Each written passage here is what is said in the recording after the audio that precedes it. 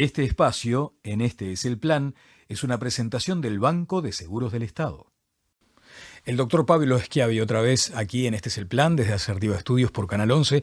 Pablo, qué gran gusto recibirte otra vez. ¿Cómo te va? Buenas tardes, Daniel. Buenas tardes para todos. Un placer acompañarte. Igualmente. Para conocer asuntos y tu mirada, siempre además muy informada, pero si se quiere también muy docente, para comprender algunos fenómenos que nos están inquietando cada día más. Ha crecido notoriamente el nivel de la ciberdelincuencia, de las estafas. De hecho, hay gente que está severamente afectada por estos ciberdelitos. ¿Cómo estás viendo esta evolución? Porque notoriamente hay una evolución del tema. Bueno, sí, como bien señalaba Daniel, y esto nos está llevando en lo profesional muchísimo trabajo. O sea, obviamente la delincuencia ha adquirido en los últimos tiempos y se potenció con la pandemia, pero no arrancó con la pandemia, se potenció una dimensión electrónica que obviamente hoy nos está impactando y cada vez más y cada vez más duro, porque obviamente esta ciberdelincuencia o delincuencia digital cada vez tiene herramientas más sofisticadas y cada vez se ha sofisticado más, profesionalizado más, con lo cual, por más garantías que podamos ofrecer desde el punto de vista banca, seguros, etcétera, hemos tenido casos que son bastante llamativos de cómo terminan estafando a las personas y el daño que les hacen, ¿no? Bueno, si te parece, más adelante vamos a ir como a un repaso de algunos de los casos más sonados de los últimos tiempos. Lo que no se admite a esta altura es la ingenuidad. O sea, tenemos que estar con todas las luces encendidas. Bueno, ese es un punto, Daniel, bien importante porque, a ver, esto ha tenido en el tratamiento, sobre todo, si yo me lo llevo a la banca, que quizás donde más hoy se están perpetuando este tipo de delitos, al principio la banca era mucho más proclive a arreglar el asunto sin mayores consecuencias. O sea, si por ejemplo a vos te estafaban una cuenta por determinada suma de dinero, por lo general el banco se hacía cargo de esa suma y ese tema no trascendía. Pero de un tiempo a esta parte, con el crecimiento que ha tenido todo esto, los bancos cada vez se hacen menos cargo automáticamente de estos temas, con lo cual requiere todo un trabajo para poder cambiar esa decisión del banco y cada vez escriben en los contratos de banca que todos firmamos pero que nadie lee, distintas cláusulas donde la exoneración de responsabilidad es la regla y no la excepción. La letra chica. Hay que leer la letra chica. Que yo creo que acá hay que leerla con muchísima atención. Y a su vez determinan plazos para que el consumidor financiero, que es el de cualquier servicio bancario, pueda hacer un reclamo y pueda llegar a ser atendido. Ahora, si vos tenés una caja de ahorro que la tenés quieta y de golpe te hacen un hackeo de este tipo y te das cuenta al mes y medio y haces el reclamo, ya directamente con esos plazos que están escribiendo en los contratos, directamente no tenés ni siquiera derecho a reclamar. Exacto. O sea, ¿sabés que he advertido justamente eso, ¿no? Que además los bancos, se supone que legítimamente, por otra parte, lo que hacen es deslindar responsabilidades porque entienden que hay una actitud individual de cada uno de nosotros que es la que nos lleva al riesgo y también a cometer a veces el error.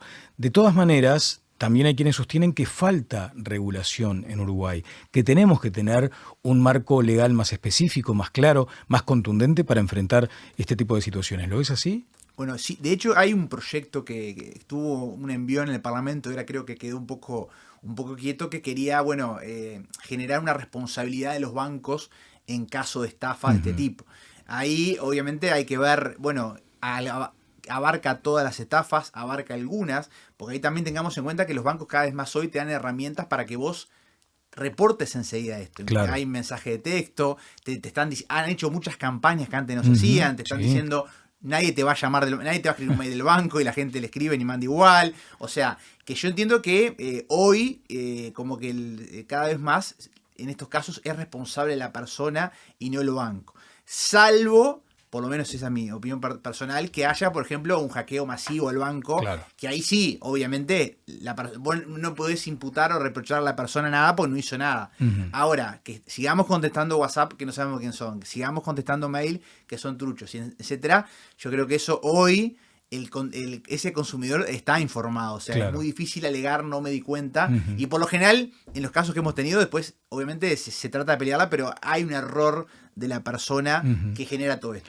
Claro, todo está, muchas veces, o todo no, pero en definitiva, los casos más resonantes tienen que ver con la actividad financiera, con la actividad que cada uno de nosotros puede llegar a tener con su banco a través del modo digital. Pero mencionaste lo de las redes sociales. allí también hay un incremento de la actividad delictiva. Bueno, sí, a nivel... Redes sociales, y me refiero, siempre está la duda esa, ¿no? ¿Qué es WhatsApp? ¿Una red social o es una plataforma de comunicación, una plataforma de mensajería? En fin, pero lo cierto es que a través de WhatsApp en particular han asomado una cantidad de casos. Bueno, sí, hoy las redes también, tanto las redes tradicionales como WhatsApp, como red de mensajería, son herramientas que usan para hacer este tipo de estafas. Si me permitís, Daniel, o sea, otro caso que hemos tenido, que seguramente alguno de los oyentes que tiene el programa y los televidentes, es nosotros seguimos sin valorar lo que valen los activos digitales que tenemos. Por ejemplo, te hablo, casos que me han pasado de perfiles de Instagram, donde hoy una marca es la forma de comunicarse, dejó de ser la página web y quizás son lo que vos publicás en una red como Instagram, las historias que subís, etcétera, con cero condiciones de seguridad. Por eso nosotros ahí trabajamos desde, primero reforcemos la seguridad para evitar todo esto, y de golpe un día te llega un WhatsApp a un número desconocido, te dicen que te hackearon la cuenta, simulan ser la plataforma cuando no lo es, te piden usuario y contraseña, se la das, y de golpe perdiste todas las coordenadas de ingreso a tu cuenta. Claro. Entonces, ¿qué hacemos ahí? ¿Y cómo dimensionamos el daño? Cuando vos tenías buena parte de tus clientes, los tenés hasta los mensajes privados que tenés en Instagram, ¿cómo sobrellevás eso? ¿Y cuánto vale todo eso? Claro. ¿Y cómo hacer, Pablo? Porque en definitiva lo que queremos es tratar de tener, ya no digo una vacuna que despeje totalmente el riesgo, pero por lo menos algunas conductas un poco más conscientes o informadas, responsables. ¿Qué es lo que aconsejás en estas circunstancias? Y bueno, yo como siempre creo que lo primero, cuanto más se pueda invertir en prevenir todo este tipo de situaciones, vale oro. Vale oro porque después es muy costoso tratar de dar vuelta a ese partido. Claro. De hecho se puede dar, pero a veces, por ejemplo, a mí me ha tocado con hackers que no saben ni dónde están, ni quiénes son, ni qué edad tienen, y empiezan a pedir transacciones por criptomonedas para que vos... Bueno, un famoso estudio que le pasó acá en Montevideo. Claro. Y después el daño reputacional que te genera eso, porque a ver, si el cliente tuyo que le está viendo su información en todos lados, te va a ir a golpear la puerta a vos. Por supuesto. Y te va a decir, pero a ver, yo soy cliente tuyo desde hace tanto tiempo, ¿qué medidas tomaste para evitar esto? Claro. Ahí vos no podés decir, me hackearon. No, obviamente lo podés decir, pero quiero decir, no habla bien de vos y de una buena gestión corporativa de lo que se habla hoy, que ese grado de vulneración, ¿no? Lo reputacional en este caso además es el activo más importante y más valioso, ¿no? Pablo, y después, por ejemplo, yendo a casos más concretos y puntuales, hay muchas de nuestras transacciones, algunas muy chicas, que las hacemos a través, como tú mencionabas, de las cuentas de todo un conjunto de nuevos empresarios, emprendedores, maneja sus productos en Instagram, por ejemplo, ¿no? Y allí se da una circunstancia muy peculiar. Es que los pagos también se pueden llegar a hacer a través de Instagram, remitiéndolo a una cuenta, probablemente una transferencia común y corriente, o con otras cuestiones que están asociadas a Facebook en algún momento, ¿no? Mercado Pago, en fin. ¿Hay riesgo allí también? Bueno, el riesgo, Daniel, siempre está presente. El tema es que nosotros no lo dimensionamos, o la gente por general no lo dimensiona, y después, cuando te pasa el problema, o sea, sucede el tema, es complejo, porque a veces, a ver, hoy, hablemos de empresas de temporada. Estamos a 2 meses de temporada de verano en Punta del Este, en Rocha, etcétera. Vos tenés comercios, tenés restaurantes, tenés hasta casas de ropa, etcétera, que sus principales plataformas para vender sus productos y para relacionarse con sus clientes son estas redes. Claro. Si no tenés unos niveles de seguridad mínimos y hacia la interna, vos no hablás de eso con tus empleados, te hackean la cuenta X en pleno diciembre y perdiste un mes. No, y ahora que lo decís respecto a la temporada, ¿cuánta gente creía que estaba alquilando una propiedad y resulta que entregaba dinero a cuenta de esa propiedad que ni siquiera existía muchas veces, ¿no? Bueno, ese es todo un tema también. Por lo general hoy, en ese tema de las plataformas, lo que es Airbnb, etcétera, tienen estándares de seguridad muy altos, porque aparte son globales, o sea, no son solo país. Y después tenemos lo de siempre, ¿no? Sí. La versión uruguaya es la forma más complicada. Después, por ejemplo, había como una necesidad de conocer, porque estamos ante algo nuevo. ¿Cómo se denuncia? Si a vos te roban en la calle, es probable que lo que tengas que hacer es ir a la seccional. En un caso así, ¿cuál es la primera reacción, la primera acción? Y bueno, en primer lugar, lo que nosotros siempre aconsejamos si pasa esto es, antes de hacer una denuncia, que hay que hacerla, es ajustar todos los niveles de seguridad que vos tengas. Resetear todo. Exacto, porque una vez que te entraron es como tu casa. Claro. Vos cambiás la alarma, bueno, esto es lo mismo. Esto es lo mismo. Y después, bueno, obviamente se puede canalizar la denuncia por cualquier comisaría, porque que sea un delito informático no exime que deje de ser un delito, y ahí después se toman las acciones a nivel de jefatura, o sea, se comunica delitos informáticos y sigue el tema. Hablábamos y hacerlo enseguida, ¿no? Y hacerlo enseguida, por otra parte. Hablábamos de la casuística. ¿Qué casos te han tocado así, sin mencionar detalles inconvenientes, pero qué cuestiones te han llamado la atención y que nos debería enseñar a todos a tener un poco más de cuidado? Y bueno, este año ha habido bastantes casos, es la profesionalización que ellos tienen. Claro. Porque obviamente a los 10 minutos que ya no puedes ingresar a tu plataforma, se están contactando a tu número celular desde un WhatsApp que el código es más 11, no sé qué, con 1000 números. Sí, claro. Y obviamente te están pidiendo una recompensa, entre comillas. O sea, es como te secuestran tu perfil corporativo y quieren algo a cambio. Claro.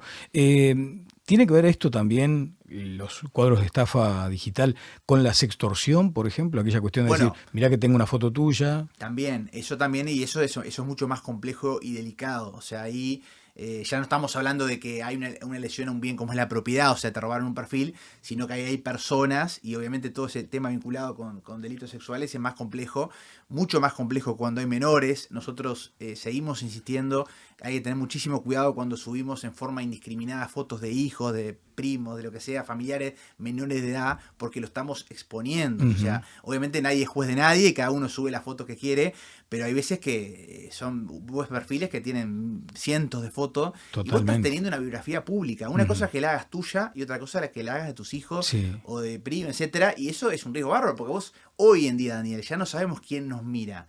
O sea, nos mira mucha más gente que ni siquiera sabemos quién es. Totalmente. Y yo pienso que porque le pongo el candadito a Instagram es... A ver, el que quiera ver, el que quiera vulnerar eso lo va a ver. Con o sin candado, y subimos muchísimo el grado de exposición. Claro. Pablo, si querés lo hablamos más adelante, pero sí un comentario como cierre de esta entrevista que tiene que ver con la inteligencia artificial, porque ahora que estamos hablando tanto de estos modelos de estafa, la inteligencia artificial ha avanzado de tal modo, porque además, del mismo modo que la inteligencia artificial está en buenas manos, también están las otras. Exacto. Y han creado cuestiones terribles. Por ejemplo, hablando ahora de la sextorsión, de todo lo vinculado con los delitos sexuales, es posible que a través de la inteligencia artificial muestren tu cara con un cuerpo desnudo que no es tu cuerpo desnudo, lo que ha generado además enormes problemas y controversias. ¿Cuál es, desde tu punto de vista profesional, el futuro en ese sentido? Porque da para asustarse. Y sí, mira, esto yo creo que con vos, Daniel, estos temas los venimos hablando hace tiempo. Yo sigo insistiendo que acá tenemos una falencia enorme, más allá de lo que es la regulación, en lo que es la educación. O sea, en los planes educativos, en la escuela, en el liceo. Hoy un niño cualquiera con 12, 13 años ya manejan 2 o 3 redes, hasta manejan WhatsApp, y ellos no tienen hoy todavía una capacidad para discernir si quien les habla es el padre, el tío, Daniel Castro, Pablo Schiavi, o cualquier otro que se hace pasar por, o que le pone un audio con una voz que parece un niño y no lo es. Y es muy grave todo esto. Sí. Pero ¿quién los educa? ¿Quién los forma en todo eso? A ver, estaría bueno también, han pasado a veces autoridades educativas que no le estamos dando la dimensión a esto. Hoy la principal forma de comunicación de adolescentes se da a través de redes. Claro, o sea, antes de regular, digamos... La regulación siempre es importante. Sí. Ahora, yo puedo tener la mejor regulación, pero si yo no formo a los ciudadanos, a los futuros ciudadanos y a los adolescentes hoy en estos temas, o sea, aprenden lo que aprenden si es que lo aprenden. Totalmente. Y cada vez vemos casos más violentos, más complicados, con menores en el medio, ¿no? Que es lo que más duele, ¿no? Qué interesante ese punto. Doctor Pablo Schiavi, especialista en Derecho Digital, muchas gracias. Muchas gracias, Daniel. Este espacio, en Este es el Plan, fue una presentación del Banco de Seguros del Estado.